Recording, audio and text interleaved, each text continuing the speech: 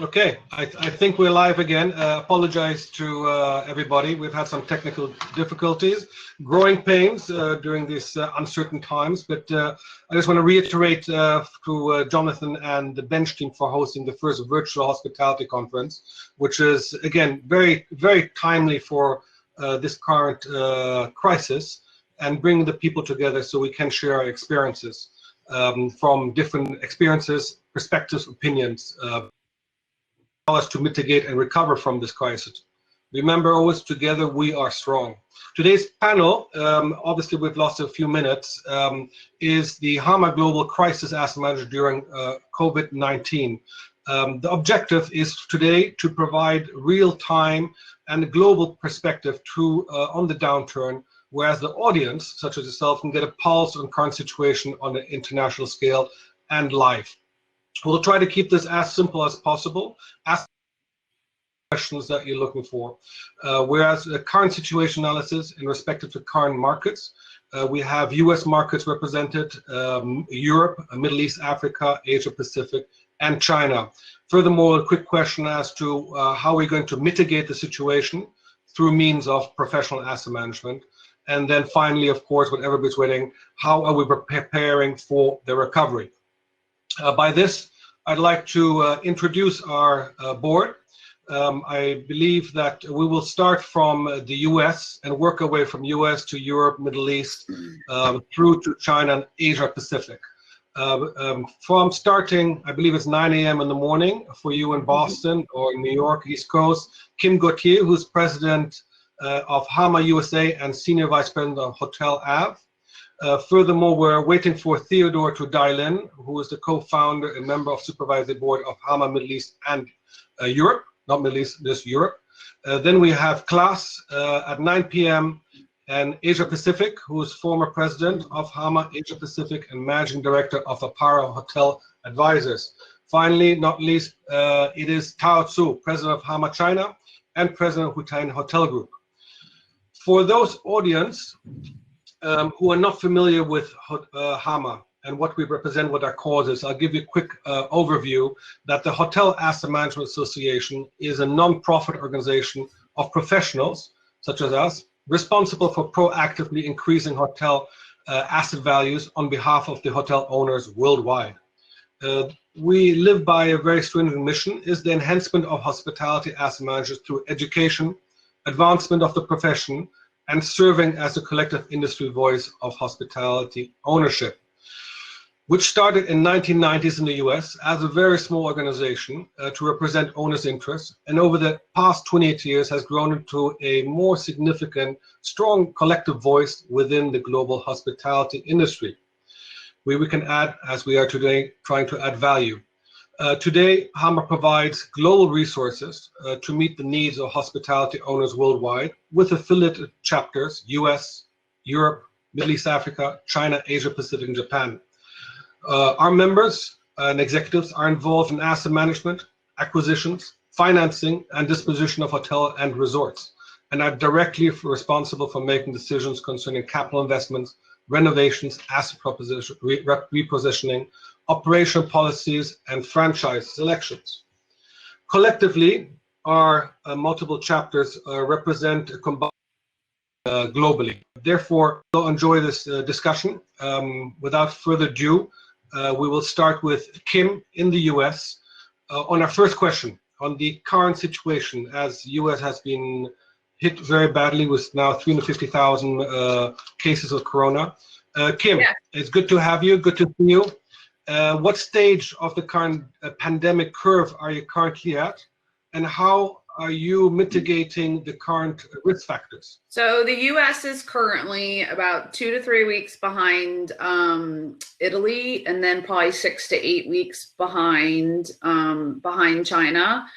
We've had really kind of hit here the first week of March. Our occupancies haven't quite bottomed out. In terms of the STAR for the week ending March 28th, occupancy was down 20%, or I'm sorry, 80%. So we think that by the end of this, we could have 50 to 80% of the hotels closed. I was listening to the STAR session before, and we very much are seeing here in the US, and the STAR data is depicting. It's very similar to what the other STAR gentleman talked about, which was that the mid-scale economy segment is less impacted than the luxury. The luxury is the piece that's tremendously bottomed out. So in terms of what we're doing about it, we're fortunate enough to have that the major brands and the managers obviously had to take swift and deep action in terms of making adjustments. I think there's obviously a large expectation for unemployment here in the US, which had been at an all-time low, to jump quite significantly. We as owners, we've been working with our managers to close the hotels, to limit what I call the fixed cost and the carry cost of the closed hotels, and modeling what that looks like. And then now that the hotels are closed and we're still kind of on our downturn, talking to lenders regarding renegotiation of terms, delay of payments, use of FF&E reserve to cover operating shortfalls, having all of those conversations with our management companies as well. Most of the major brands have been amenable to that, which has been positive. And then the next step is going to be to plan on what the reopening looks like, when it happens, what occupancies are needed to cover increase in variable cost. And then in a lot of instances, what that new opening looks like, right? It may not be what it was a month ago, unfortunately. So all of those things are kind of the things that we're evaluating for our hotels at the moment. Claas, why don't you give a quick analysis on your current situation, Asia Pacific? Yeah, I guess we've been dealing with this issue for a little bit longer now. It really, for us, started sort of progressively at the beginning of January, and then different countries followed suit. Different governments have reacted to different degrees.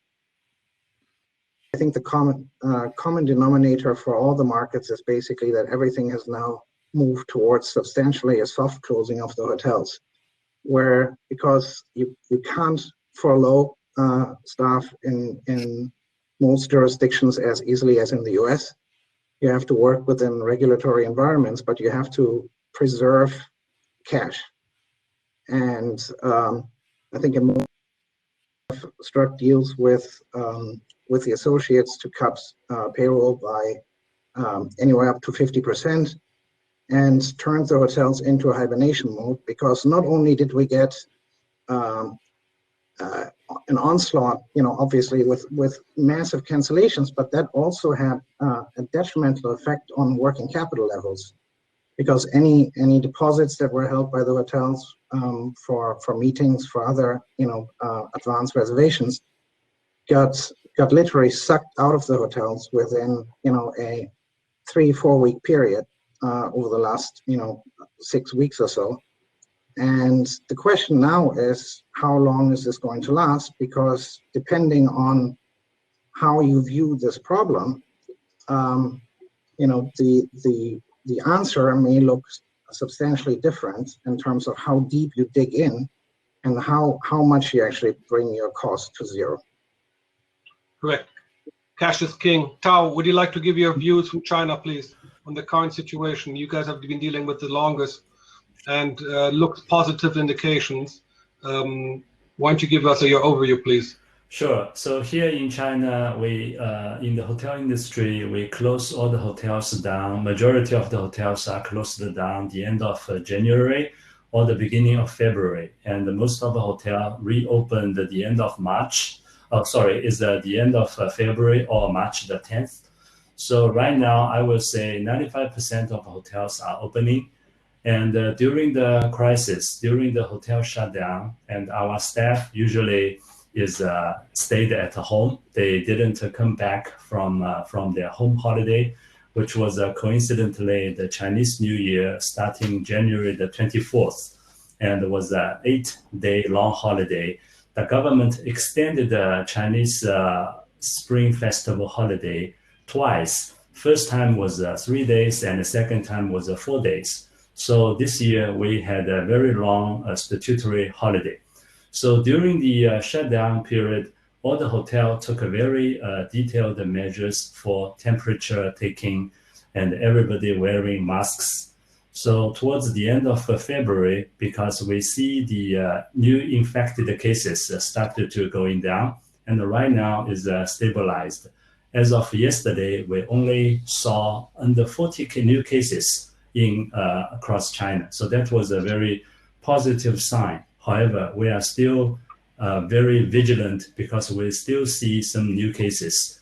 For example, yesterday in Guangzhou reported 2 cases from Nigeria, and the people went to a restaurant and infected the restaurant owner, and the owner passed the disease to the virus to the children, and the child is passed on to the little friend. So we're still in a very critical stage. We cannot by any means, we can loosen our vigilance.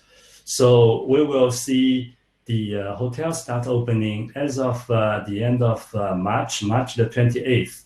We saw hotel occupancy in Shanghai was 21%, and is Beijing 21%, Shanghai 28%. We also saw Xi'an and Chengdu at occupancy around 35%. So this is a positive sign. But again, all the majority of the hotels are still running at like a 20% or 25%. We saw revenue down by 90% in February, and for March, the revenue is still down by 70 or 80%. We are still on the long way to go. Okay, so this is an update from China. Thank you very much. Now, but what kind of asset management practices are you all applying to mitigate the situation? And obviously, we've all been there on a few occasions. We've had 9/11, 2001. We've got SARS, specifically Asia Pacific, in 2003, subprime 2008 as well. So, what have we all learned from it, and what are we applying to mitigate the situation? I think the biggest, start with Kim again. It is a whole new world, and it's a very different, nobody would have anticipated for the hotel industry or for the airline industry to really shut down to the extent that it did and as fast as it did. I think the answer is that it's, anything is renegotiable. You have to renegotiate with your vendors, you have to renegotiate with your managers, you have to renegotiate with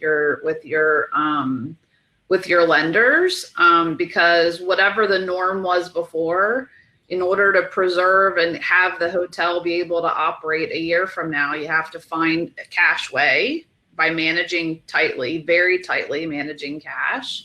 You have to get through the next, 6 to 8 to 12 months, however long it takes for us to get out of it. Correct. Claas. Yeah, I would say I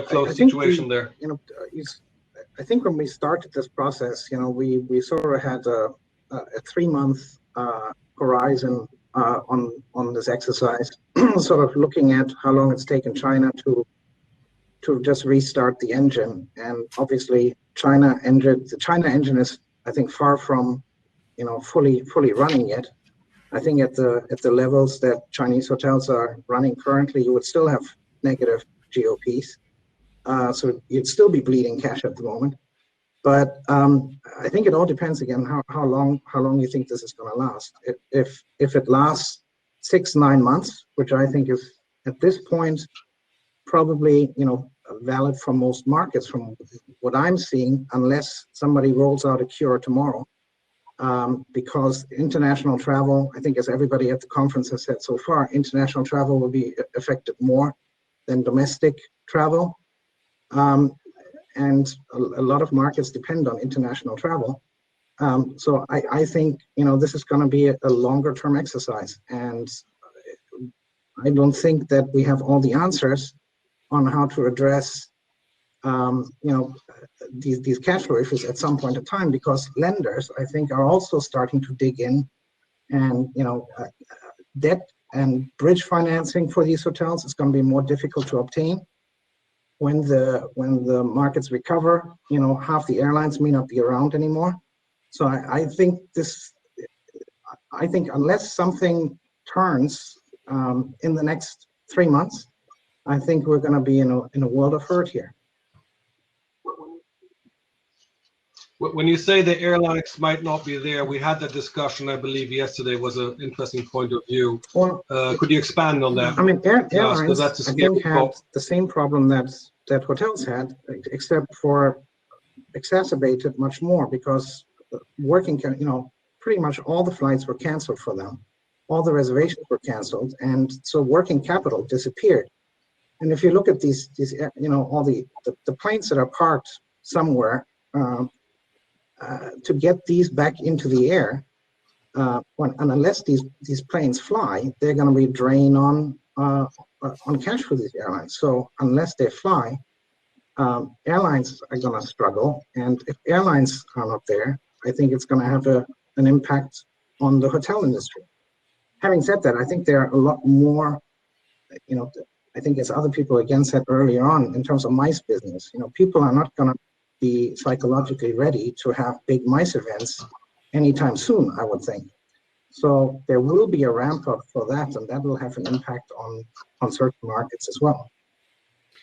So I just wanted to one of the things that is different in the US is that we, about a week and a half ago, President Trump passed a $2 trillion with a T bill to make loans available backed by the federal government for small businesses as well as through the large businesses. So, I mean, the small business package of $349 billion, people were lining up as of Friday with their lenders to try and, get small business loans.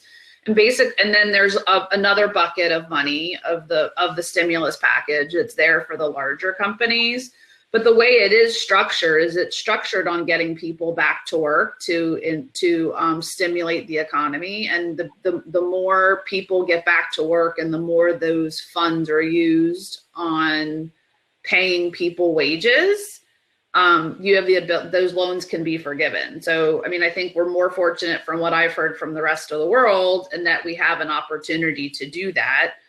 I do think that the downside for our industry, however, as well as other food service, et cetera, is that one of the things as part of the stimulus package is there was an extension to unemployment and an additional stipend per week given to people on unemployment. And on a lot of markets, employees, the housekeepers and the bartenders and the front desk agents, the people who we really rely on for our business, there are going to be markets and places where they're making more on unemployment than they can make with coming back to work for us when this is over in 2 months.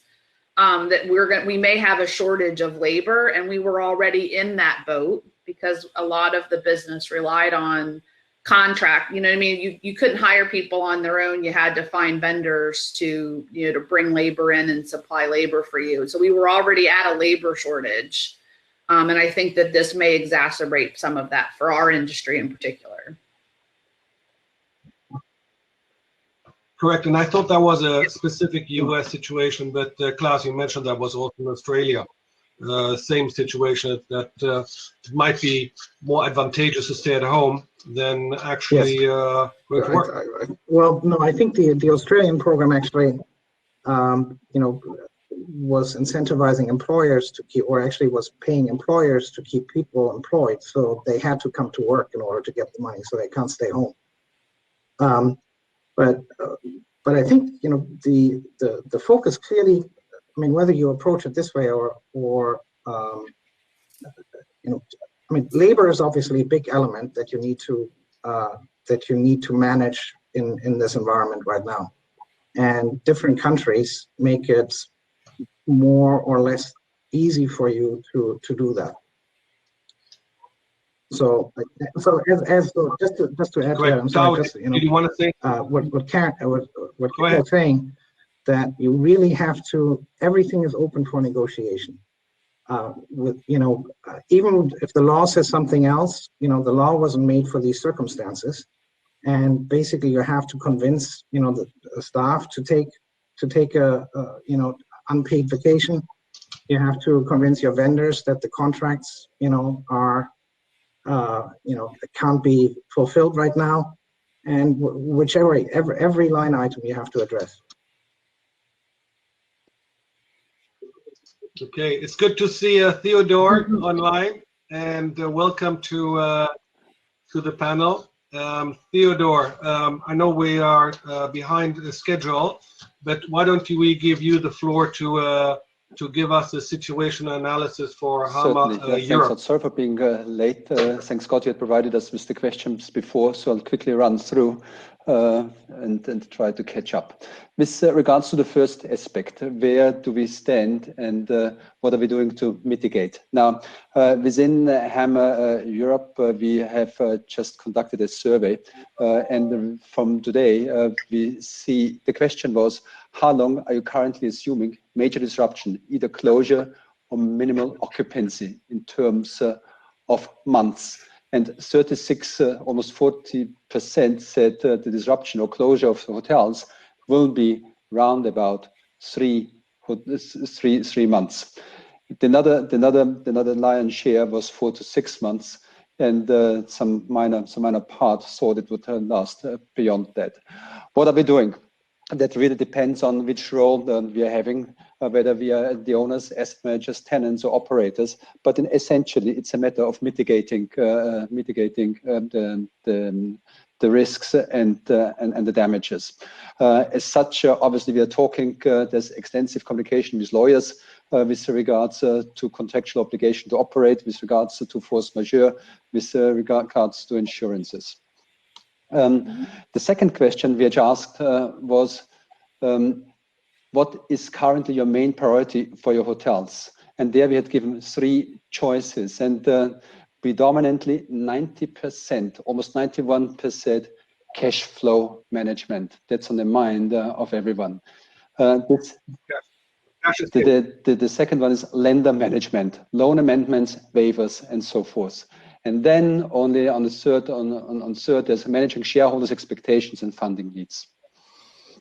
And the third question, I think, which you had posted was, how are we preparing for the recovery, and what is your crystal ball prediction? I think we don't have any crystal ball, none of us, and we've heard this so many times throughout this presentation today. But we also had asked the same questions to our asset managers, saying, how long do you expect it take for occupancy levels to return to pre-COVID-19 levels? And 81% of all our members suggest that it may take anywhere between 13 to 24 months. So this is pretty much in line with what the rest of the esteemed members here have mentioned. Correct. So hearing today's conference, hearing from your views, I think it's safe to say that nobody can, in all honesty, give any visibility, long-term visibility. But what we can do is look at the short term, mitigate as best, basically, our current, I would say one of the most important things is your cash flow, because cash is king. Cash will make you be able to survive, and the better you're prepared for your cash flow, the longer you'll be able to survive the crisis, and the better you'll be able to recover on that stage. Claas, did you want to say something? I think one thing is, I mean, we're in a few hotels, we're actually looking at accelerating capital projects, renovations, expansions at the moment. The issue is, I think, that if you haven't substantially advanced those plans already, it's actually difficult to progress with them now. You know, I mean, to get an interior designer across borders right now is virtually impossible. So they couldn't actually take a look at your project. And by the time something is substantially designed and, you know, materials procured, you might actually, you know, I mean, that typically takes you, what, 6-12 months, at which point tail end of this again. Tao, would you Sure. like to add to So that? it's all about the cash flow and also all about the surviving. I think on top line side, we do everything we can and try to be creative. For example, in China, many hotels are starting working with a food delivery company. For example, like either the international company or domestic brand. We do like Kempinski or the Shangri-La. And our hotel also made a strategic alliance with a company called the Meituan. So at the current, if the customer cannot come to the hotel doors, we try to deliver our hotel products to the customer's doorstep. And then secondly, in China, the government is very helpful. They provide the subsidies or aid to the companies. They offer training to their employee, which the hotel company really want to do, but during the busy season, they really don't have time to do. So now we are offering the training sessions to our line staff as well as to our managers. And the government is provide the allowance to each employee you trained, and they get the certificate. On bottom line side, we also try to negotiate the bank loan interest rate with the banks. And also in some lease cases, we talk to the landlord, try to reduce or postpone the rent payment. And also the social insurance, government offer some the tax holiday. We really grasp every possible opportunities to increase the top line and reduce the bottom line. So this all we are doing here in China. Yeah. Okay. Kim, would you like to add on the cash flow issue? I think I think I covered it. I think that you do have to plan for the long term. I think you have to be. I do think that people are considering. I think owners are considering long term investment. The ones that are in it for the long term. You know, the right capital investment to advance those is the right thing to do. Things that are disruptive, or because you know that you're a long term holder. I think the shorter term holders are looking to utilize some of the money set aside for those items potentially just to get through the current situation. So it's whatever it was before is not the way it's going to be. You just have to, everything's on the table. Correct. The old practices in general downturns, you know, when you go into renovations, as Claas mentioned, and focus more on operational issues are no longer there. Yeah. You have no outcome. But what for the audience, because it's not a doomsday scenario, our role is to get out of this crisis and make the best of it, and for our owners and in their interest. Cash is king. You know what I'd say? Go down, look at unused credit lines, look at maximize your cost, accelerate your accounts receivable efforts, because everybody will be doing this. So have your cash flow situation under control. Theodor, you said there's no crystal ball, but why don't we give, I think we've got another few more minutes. What is your worst case predictions and your best case personally from your side? I think anyone who would have an answer to that would not be sitting here, but taking the right steps. However, I think what we need to do, regardless of when the situation clears up, is really think about how in future we can more symmetrically align the risks between all stakeholders. At this point in time, the contractual landscape is as such that for whatever reason, historically, empirically, there's some parties which felt or are less risk taker than others, and I feel this. If there's a positive out of this, we will see some monumental change, paradigm change on how not only we conduct our business, but also how we draft our agreements. Simply, then we would not need to have these conversations to the extent we're having them now. I would think the lawyers in wherever may be sitting, they're already preparing for these changes. Okay, thank you very much. I just got a note from from Jonathan that we are over our time limit. So I wanted to just thank all the members, thank the audience for this platform. Sorry for the growing pains on the technology side, but I think a message to everybody: there will be a recovery. Right? We have been through this before. Our industry is one of the most affected, but also one of the most resilient. So if we stay strong, do the right processes, and mitigate this, we will come out. Again, we have different platforms. HAMA is one of them. You can reach out to anyone of the members if you need any additional advice. But again, together we are strong. This is our passion. This is our future. So thank you, Kim. Thank you, Claas, Theodor, Tao, and the 3,000 members of audience. All the very best, and talk to you very soon. Thank you. Thank you. Bye-bye. Thank you. Bye-bye. Thank you, Jonathan.